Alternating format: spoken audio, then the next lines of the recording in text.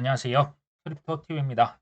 이번 시간에는 로버트 기요사키, 부자 아빠, 가난한 아빠 책을 써서 유명해지신 이분이 지금도 사고 있는 코인이 3개가 있다고 합니다. 무슨 내용인지 살펴보시죠.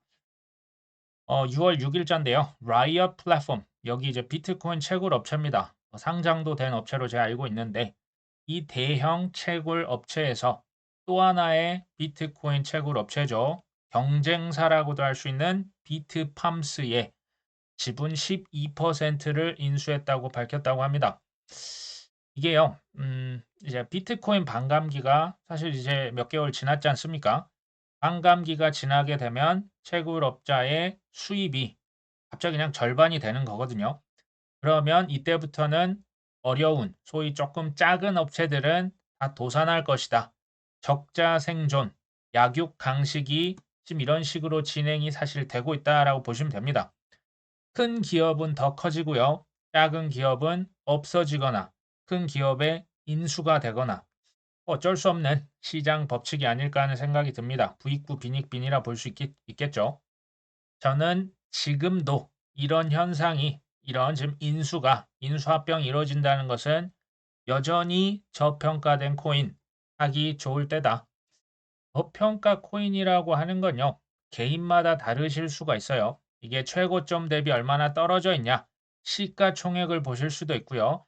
그러면서도 앞으로의 가능성, 여러 기관들, 거래소에서 지원되는 코인들 한번 살펴보시면 되겠죠. 이게요, 인터넷으로 말씀을 드리면 구글이 전 세계 검색 엔진을 이렇게 평정했지 않습니까? 아마존은 이커머스 전 세계 거의 탑 기업 아닙니까? 애플, 핸드폰 전 세계 1위 아닙니까? 이렇게 지금 인터넷 기업들, 이 기업들이 각 분야를 평정하고 사실상 거의 독과점이 됐지 않습니까? 자, 지금 이 독과점이 형성된 지금 구글, 아마존, 애플, 엔비디아 주식 투자하면 기회 있습니까? 제가 없다라고 말씀을 드릴 수는 없겠죠. 있긴 있겠지만 사실 미미할 겁니다. 지금 비트코인, 이더리움, 솔라나, NFT, 디파이, RWA 이 지금 인프라 독과점이요. 지금 큰 블랙락이다, 자산운용사다, 은행들이 다 달라붙어서 ETF다, 여러 가지 하나씩 인프라 뒤에서 주식으로 싹 다 가지고 있잖아요.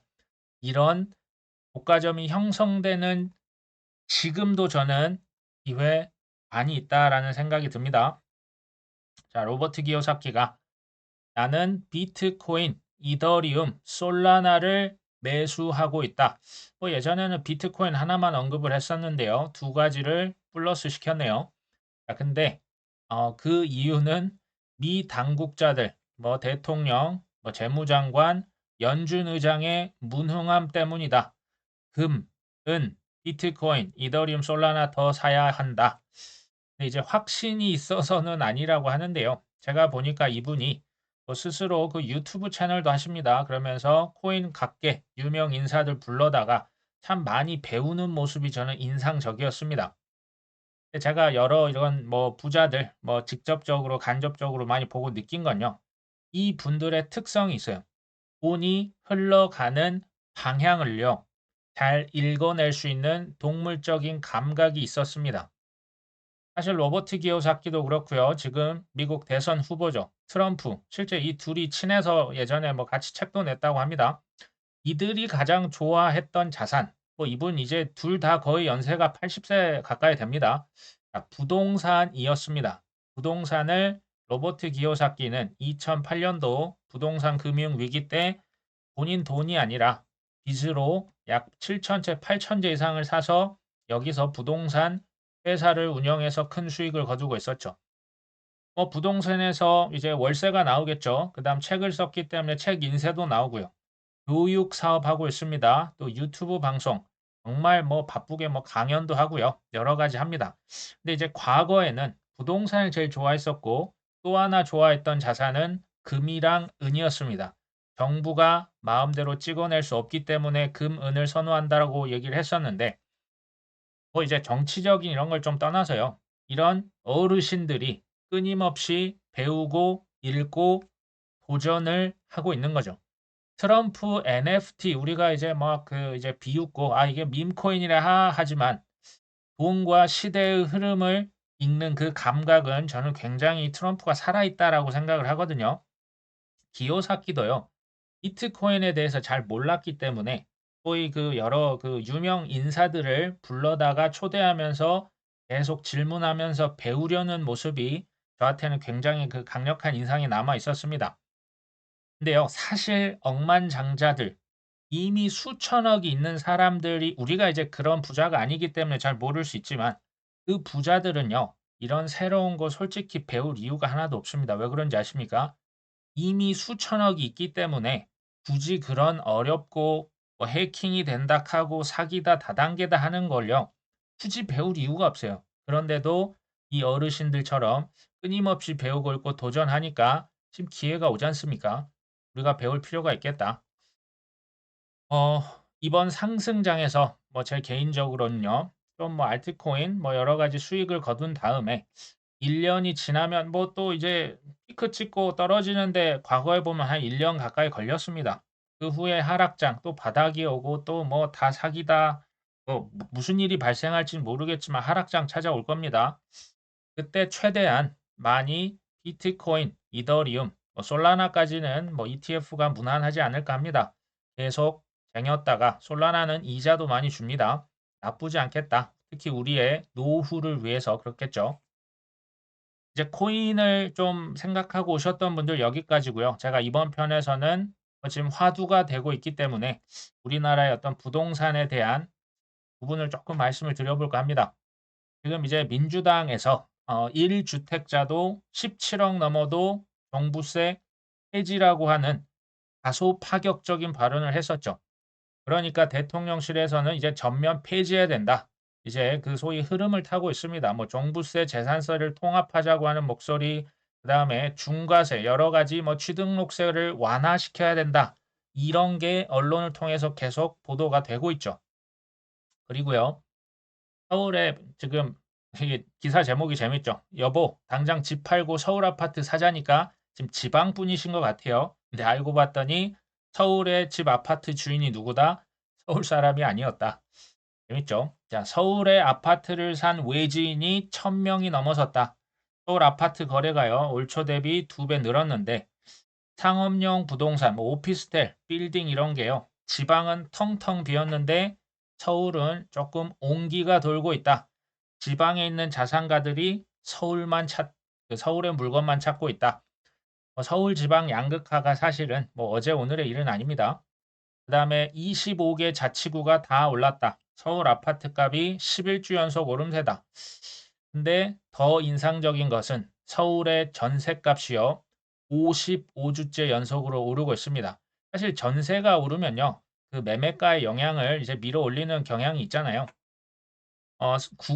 국평 뭐 34평 정도 얘기하는 것 같습니다.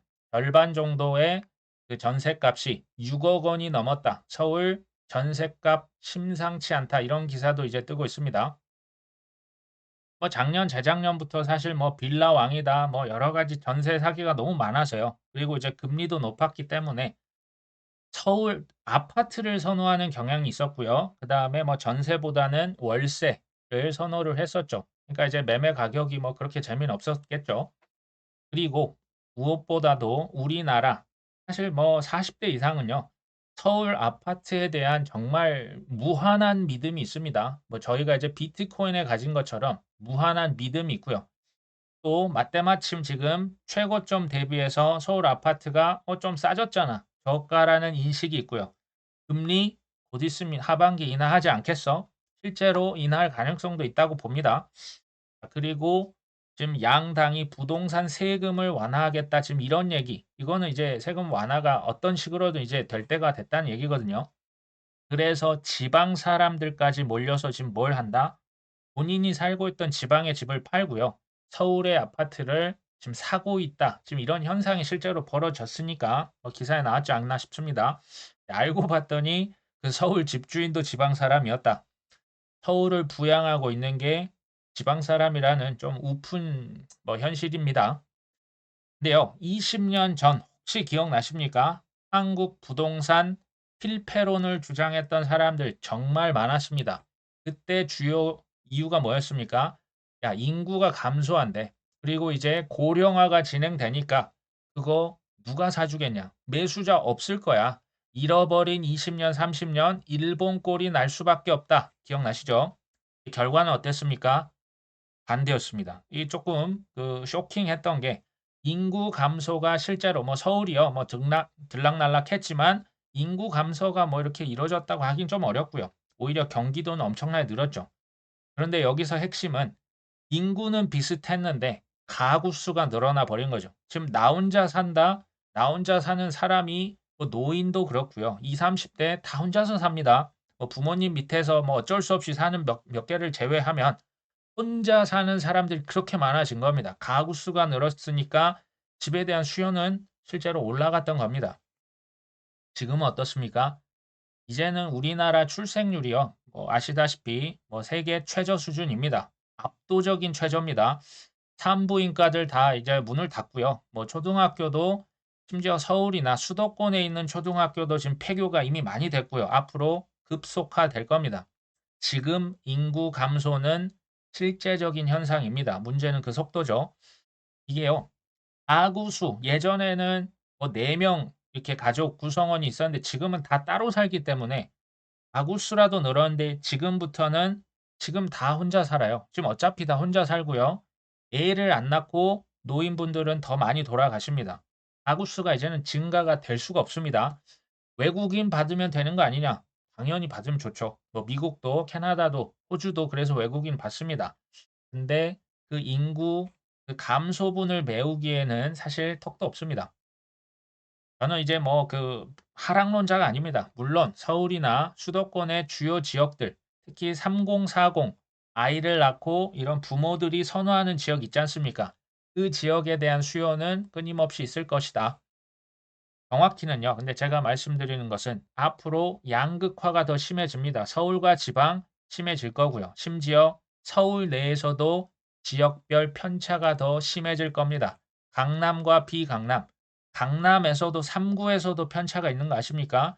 또 서울 목동에서도 그다음에 이제 지역별 서울에서도 구별로 편차가 더 심해질 것이다. 더 쉽게 말씀드리면 몰리는 곳만 몰린다는 거예요. 이 선호 지역은 더 한산해질 것이다. 이게요. 현재는 서울에 전세를 선호하죠. 그러니까 서울에 살고 싶은 뭐 예를 들면 목동의 학원가 아니면 대치동의 학원가 우리 자식들 꼭 이렇게 교육 좋게 받게 하고 싶지 않습니까? 가서 사는데 전세가 6억, 7억이요. 6억, 7억이 직장인이 어디 있습니까? 그러니까 전세 대출을 받는 거죠. 이 대출로 인해서 서울의 집값이 조금 유지가 되고 있지 않나 하는 생각을 해봅니다. 근데 저 개인적으로는 전세 대출은 최악의 재테크 방법이라는 생각을 지울 길이 없습니다. 전세, 이거는요, 글쎄 뭐 개인의 선택이긴 하지만 정말 미래가 없는 전세 대출. 저는 그렇게 봅니다. 그러니까 너무나 과욕을 부리는 게 아닌가. 그 대신에 차라리 뭐 이제 어쩔 수 없잖아요. 뭐 빚을 질 바에는 조금 경기도 가까운 지역에 가는 게 어떨까 하는 개인적인 생각입니다. 어찌됐건 과거 40년, 50년간 뭐 우리나라만 그런 게 아니고요. 전 세계 부동산, 뭐 주식, 대세 상승이 있었죠. 중요한 질문 뭡니까? 앞으로도 이어질 수 있을까요? 굉장히 중요한 질문입니다. 거시경제라고 하는 거 우리가 투자라면 사실 매크로라고 하는 거 뭐 연준이다, 금리다, 환율이다 우리 이런 거 공부하지 않습니까? 근데 여기에서요. 그 국가에서 경제 발전 제일 중요한 거 딱 하나 꼽아라. 뭔지 아십니까? 이게 바로 인구 분포입니다. 인구가 증가하는지 감소하는지 증가를 해도 그 인구가 노년층이 많아지는지 젊은 20, 30대 또 생산 가능한 인구가 많아지는지가 그래서 중요합니다. 이게 핵심이다. 두 번째, 우리 투자하고 있지 않습니까? 시장에서 가장 중요한 거 딱 하나만 꼽아라. 바로 유동성입니다. 그러니까 빚을 내서 국가에서 돈을 찍으면 그 돈이 시장에 들어오는 게 굉장히 중요하다. 근데 이 1번과 2번이 서로 아주 긴밀하게 연관되는 거 아십니까? 1번 지금 전 세계적으로 고령화, 인구 감소 이게 소위 말하는 글로벌 트렌드입니다. 그러니까 GDP가 나올 수가 없어요. 경제 뭐 사람이 줄어드는데 그게 불가능하지 않습니까? 그래서 뭘 한다? 경기를 부양한다는 명분으로 뭐 합니까? 국채를 사서 돈을 찍어서 시중에 뿌리는 겁니다. 그래야 GDP가 버텨내겠죠. 실제로요. 그 이제 중남미랄지 동남아시아랄지 인도랄지 인구가 젊은 세대가 폭발적으로 증가하지 않습니까? 우리도 옛날에 그랬잖아요. 그래서 그쪽 지역에서는 GDP가 뭐 1년에 7% 8%도 나옵니다. 근데 어느 시점이 되면 중국도 지금 인구가 꺾인 거 아닙니까? 그러면서 점점 GDP가 사그러드는 이런 어떤 그 트렌드가 있다.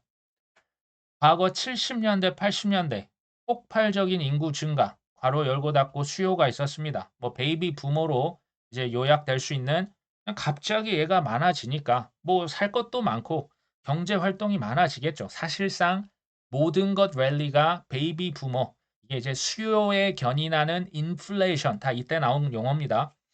지금 어떻습니까? 모든 것 랠리 나올 수 있는데요. 예전 같은 폭발적인 인구 수요 증가가 아닙니다. 지금 뭐다? 인위적인 경기 부양에 의해서 주식이 오르고요. 부동산이 오르고 코인이 올랐지 않습니까? 앞으로는 이런 방식일 수밖에 없겠다. 빚으로 돈을 찍어내면 그 돈이 시장으로 흘러드는 격이죠. 자, 앞으로 부동산 계속 올라가려면 이 두 가지 조건이 충족이 돼야 됩니다. 첫 번째는 당연한 거지만 공급보다 수요가 더 많아야겠죠. 그리고 유동성까지 쌓아주면 아주 좋습니다. 근데요, 이제 첫 번째 이 수요에 대한 부분 아까 말씀드렸죠. 구체적으로 한번 살펴봤더니요. 한때 1000만을 넘봤던 서울의 인구가 지금 940만 명까지 줄어들었고요. 앞으로 3년이 딱 지나면 149만 명이 줄어들 예정이라고 합니다. 그러니까 940만 명이 790만 명으로 서울이 이제 700만 명대로 단 3년 만에 줄어들 수가 있는 겁니다.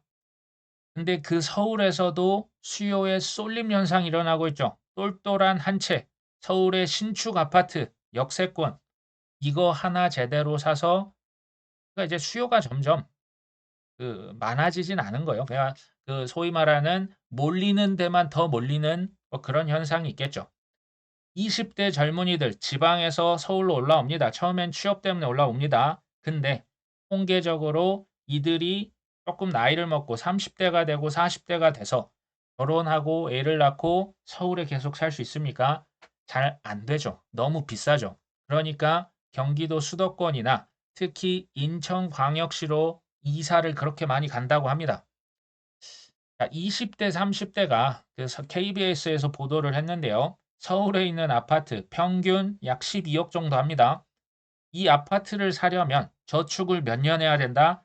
86.4년만 하면 살 수 있다. 86.4년이면 몇 살입니까? 이게 뭐 100살이 넘어가죠. 30대, 40대는 서울에 집을 사나 봤더니 아까 보셨죠? 이게 뭐 다는 아니겠지만 생각보다 많은 3, 40대는 탈서울 러시입니다. 경기도 가고요. 수도권으로 갑니다. 집값이 너무 비싸기 때문에 뭐 빚을 내도 안 되는 게 있지 않습니까? 그러면 서울에 집을 앞으로 누가 살 수 있습니까? 뭐 50대, 60대가 삽니까? 50대, 60대는 사실 지금 어느 정도 집 한 채씩은 그래도 있으십니다. 근데 문제는 이거죠. 60대 이상 집 한 채 있고 좋습니다. 서울에 집도 있고 뭐 경기도에 집 한 채 있는데 소득이 없어요. 그러니까 이제 연금이 일부 있으신 분들이 있죠. 그나마 다행이지만 그게 이제 생활비를 커버하기가 뭐 그렇게 녹록지 않은 거죠. 대신에 뭐 주거에 대한 거, 생활비 그리고 각종 세금은 별도로 내야만 합니다. 자, 우리가 투자하는데요. 뭐 여러 가지 이유 있습니다. 뭐 효도도 하고 세계 여행하고 경제적 자유. 그 전에 뭐가 최우선 되어야 된다? 노후 준비입니다. 노후에 쓸 생활비 정도는 벌기 위해서 우리가 지금 투자를 하고 있는 겁니다. 이게 1차적이다. 근데 이제 집 한 채 좋습니다. 근데 이게 세금만 나오지 여기에서 뭐 그냥 돈이 나옵니까? 시세 차익 한다고 그거 바로 팔아서 뭐 빵 사 먹을 수 없지 않습니까? 그래서 제가 예전에 한번 그 말씀을 드렸던 게요. 그 주택연금이라는 게 있습니다. 이게 55세 이상이면 누구나 가입 가능하고요.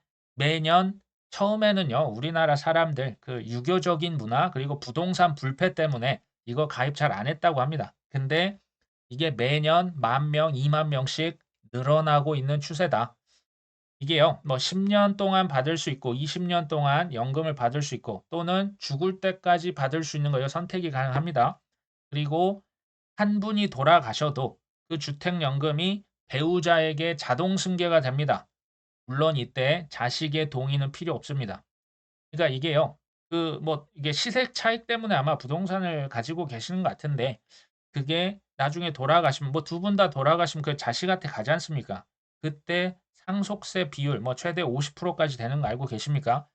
이렇게 주택연금으로 살아생전에 생활비 잘 쓰시다가 돌아가실 때 자식 그냥 뭐 자식이 혹시 괜찮다고 하면요. 이렇게 해 보시는 거 전 나쁘지 않다고 봅니다. 뭐 국민연금이 있으신 분 있고요. 뭐 개인적으로 뭐 사학연금, 뭐 군인연금 이런 거 있으시면 여기에 플러스 이 주택연금까지 하시면 정말 뭐 취미생활 하시고요. 여행도 하시다가 이제 좀 노년에 나름 그래도 그 괜찮게 생활하실 수 있거든요. 이게 이제 월 평균 한 120만 원 정도라고 합니다. 그 평균적으로 집값 우리나라 전체니깐요. 한 3억 8천만 원 정도 공시지가 기준인데 월 120 이지만 이제 집값이 아무래도 수도권이 좀 더 비싸잖아요. 수도권은 한 월 140 정도, 지방은 월 80만 원 정도 플러스 알파로 죽을 때까지 나오면 저는 이거 뭐 나쁘지 않다라고 봅니다. 근데 혹시 '나는 집 한 채도 없다.' 괜찮습니다. 왜 그럴까요? 인류 역사상 전무후무한 상승률을 보인 자산이 하나 있지 않습니까? 이게 바로 크립토입니다. 코인이죠. 단 우리가 알고 투자하자. 상승률이 큰 만큼 하락률이 클까요? 안 클까요? 당연히 엄청나게 큽니다. 상승률만 크고 하락률은 적다? 그 사기죠. 이게 사기입니다. 다른 게 사기가 아니고요. 알고 투자하자. 자, 나는 시드 머니가 별로 없다. 나는 뭐 투자를 뭐 수익률 100%, 200%, 1000% 이거 100만 원 투자해서는 사실 의미가 없습니다. 근데 제가 말씀드리고 싶은 것은 시드 머니를 만들고 준비하는 것, 우리의 직장에서 사업에서 열심히 원화채굴 하는 게 뭐다? 이게 투자입니다. 투자의 일부지 이게 아니고 뭐겠습니까? 이런 분들 있으실 수 있습니다. 난 코인 잘 모르겠다. 복잡하다. 어쩔 수 없습니다. 끝까지 파헤쳐서 공부를 하고 시행착오 불굴의 의지로 중꺾마라고 하죠. 꺾이지 않는 의지로 그걸 끝까지 가져가셔야 우리가 결국에 큰 결실을 맛볼 수가 있겠죠. 코인 방송인데요.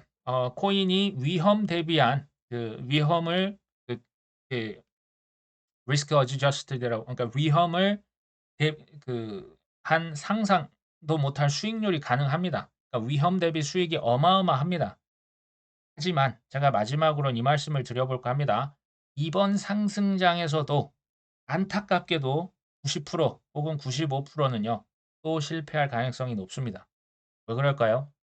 탐욕과 공포는요. 이것을 극복하려면 거의 국가대표급 훈련이 필요하지 않을까 하는 만큼 이걸 이기기가 너무 힘들어요.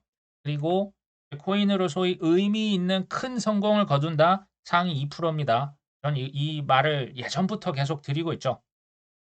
해서 우리가 거의 80이 가까운 기요사키나 트럼프 할아버지보다는 더 치열하게 공부하고요.